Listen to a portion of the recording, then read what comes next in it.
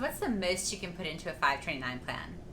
It's actually important to talk about that from two perspectives: what you can put in each year and how much you can put in ever. For each year, you should know that contributions to a 529 plan are treated as gifts, meaning the federal gift exemption applies. In 2017, that amount is $14,000 per giver-receiver pair. In 2018, it's going to be $15,000 per giver-receiver pair.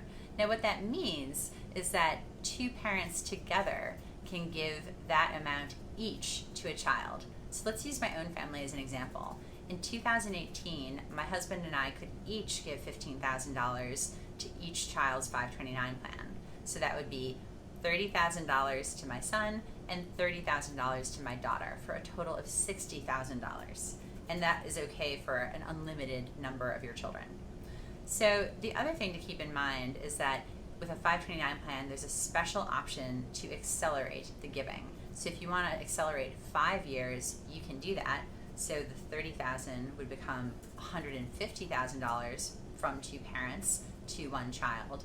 And that's also to an unlimited number of kids. But if you do that, know that there is a special form that you have to fill out. So you want to make for your taxes. So you want to either make sure that you DIY that correctly, or better yet, hire a qualified tax advisor to make sure that you handle that paperwork correctly.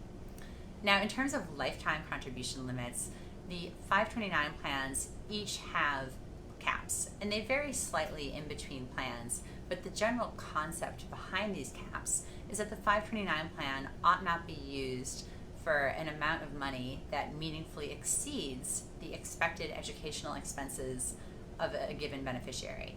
So the caps today are ranging from around $400,000 to around $500,000. Again, it varies by plan, but that's kind of ballpark what it is.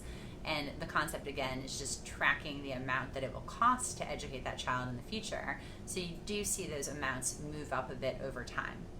And nothing bad happens if your account hits that amount. You can just leave the money in there, let it ride, and it can actually grow an unlimited amount from market gains. The only thing that you can't do is put in more money.